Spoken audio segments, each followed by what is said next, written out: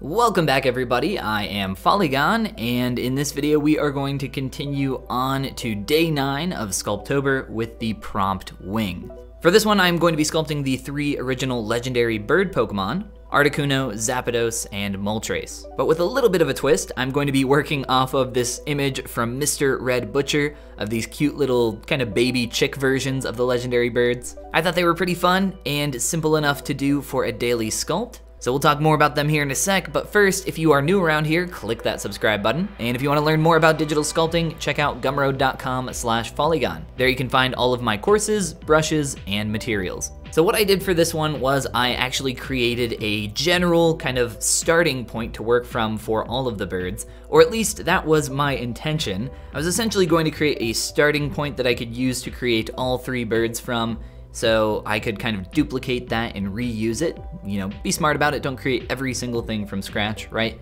But I ended up just kind of creating Articuno here first as a little baby chick, and then I ended up kind of duplicating that and reusing it, which ended up actually causing a huge issue, which I'll talk about here in a second when it comes up, but more on that later. So very simple shapes, right? They're all pretty simple, but for a daily kind of quick thing like this, I thought it was pretty appropriate. Most of the early stages of blockout have kind of already gone past here just for the initial stuff, but talking about the feet here for the bird, I had to keep looking up some different reference images of some baby chicks to kind of get an idea of these kind of tiny little feet.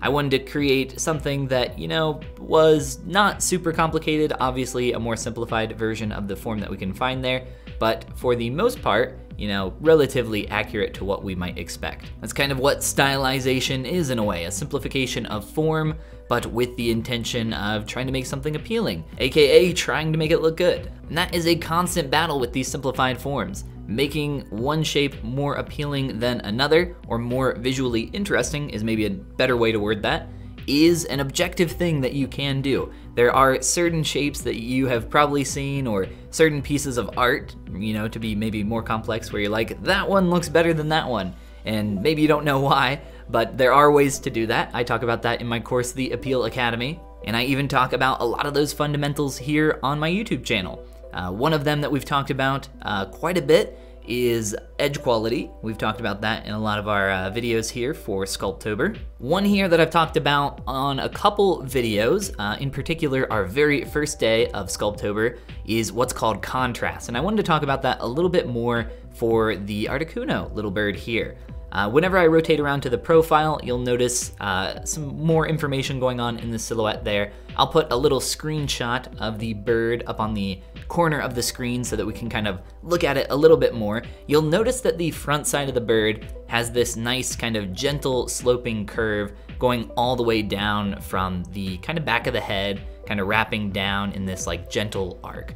And it's, you know, it's got some complex shapes going on there. As it kind of rolls around the face, then it hits at about that neck area and changes directions out towards the chest, and then rolls all the way back around to the tail. And then contrasting that on the other side of the head is kind of like this sharper point where that starts and then slowly starts to roll down the body all the way to the end of the tail yet again. So the idea here with contrast, and this is just one way to do this, is to have one side of your shape that is more complex than the other.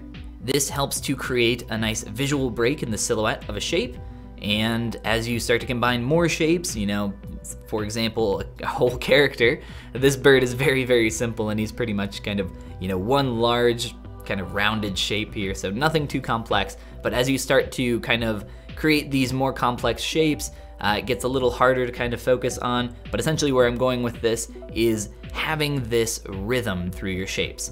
If you look at anatomy for, say, a human's arm or a leg, or even the entire body, they have this kind of rhythm flowing through them, from these complex shapes to these simplified shapes in the silhouette. It's something that I try to exaggerate in a lot of my stylized work, and it really helps to kind of lead your eye around an image and create shapes that are more visually interesting. If you have a bunch of shapes that are, you know, really parallel or really similar from left to right, or if you have an arm that has a bunch of what are called snowman shapes, if you guys have ever heard me talk about those on the channel before, those are essentially the idea of having this cascading shape that's very similar.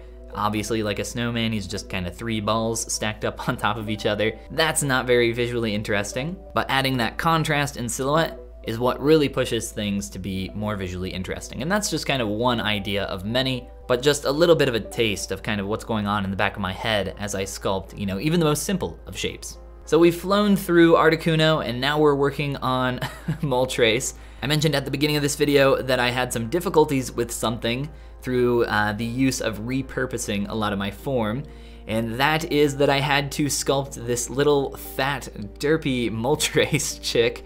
I think I'm saying that correctly, Moltres, whatever it is. I had to sculpt him twice because I sculpted it so quickly that I didn't have enough time for my quick save to go off while I was working on him, or at least not until the very early stage when I first started working on him. But essentially, I thought I had duplicated the Articuno yet again to kind of use that as a starting point, but then I ended up using the Moltres little chick that I had just created to transform into the Zapdos chick. So I ended up losing that completely. I thought I had, I don't know, I just got like really confused, and when I was done here with all the chicks, I was like, where'd the second one go? What happened here? So that was pretty frustrating, but luckily it didn't really take that long to create, so I just did it again. It wasn't really that big of a deal, but I thought it was funny, and I wanted to share it here. Sometimes these kinds of things happen, these unforeseen circumstances, and you know, you just gotta roll with the punches, especially when you're trying to do something quick for a daily challenge. You know, there's gonna be a lot of unforeseen little things that kind of pop up, and you know, you really just gotta keep pushing forward. You can maybe take a quick beat, take a moment to say, wow, that really sucked, but after that, you kind of just gotta get back in and get right to it. So I'm not gonna show you the repeat footage of me making him again. We're flying through the Zapdos portion of these baby chicks pretty quick right now. Almost done with them already. The face for him was kind of interesting to work on. I ended up slicing up his face to kind of create these different shapes that you see happening there. I wanted to keep it fairly simple, kind of creating that like starburst effect that he is known for in the shape language for his face. So that was kind of fun to work on. And then after kind of splitting those shapes up to have a little bit more control, you guys know the process from there. If you've watched my other Sculptober videos, we have to smush them all back together, right? Merge them with what's called a Dynamesh or a Boolean operation, and then start blending between those pieces. Obviously, we don't want those really hard, awkward lines between all those shapes. That looks pretty weird, and it doesn't really make sense for the character or baby bird that we're creating. I wanted to try to make these all a little bit more distinct just in terms of their larger shapes. So I tried to make the Zapdos chick a little bit more skinny. The Articuno was kind of like the in-between, and obviously the Moltres one was the really fat, plump version of all the baby chicks. And as I went back and recreated him, I actually made him even chunkier, so you'll see here soon. And there is all 3 birds, obviously Chunkster over on the far right, Skinny Boy on the left, and now I'm just kind of going through and beginning to get their rough position into place. For the asymmetry for this one, I ended up just giving them all kind of some gentle tilts and turns, just to add a little bit more visual interest so they're not feeling super stiff. I see a lot of artists kind of go through this process of, you know, sculpting a character or, you know, something like this, and just kind of leaving it finished at the end. Just adding even the littlest amount of asymmetry, just a slight pose. I mean, it could be the smallest thing. Even if you're creating, you know, a character to show off some work for, you know, a real-time experience like a game or maybe even something for a film. I think having that little bit of asymmetry in your presentation for your character or whatever you're, you know, working on will, you know, really make a huge difference.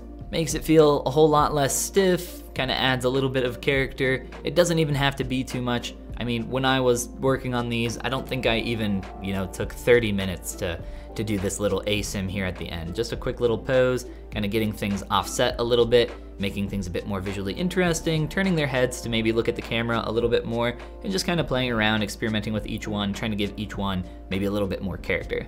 So that's gonna be it for today's daily sculpt for Sculptober. I hope you guys enjoyed the video process and the cute little chicks here. If you're interested in learning more about digital sculpting, check out gumroad.com/Foligon for all of my courses, brushes, and materials. And if you're new around here, click that subscribe button. We're deep in the midst of Sculptober on day 9 now, I think it is. So we have, what, 22 more days of daily sculpts every single day. It's a lot of work, but it's been a lot of fun working on these. And I hope you'll come back in the next video for day 10, where we are working on the prompt nature.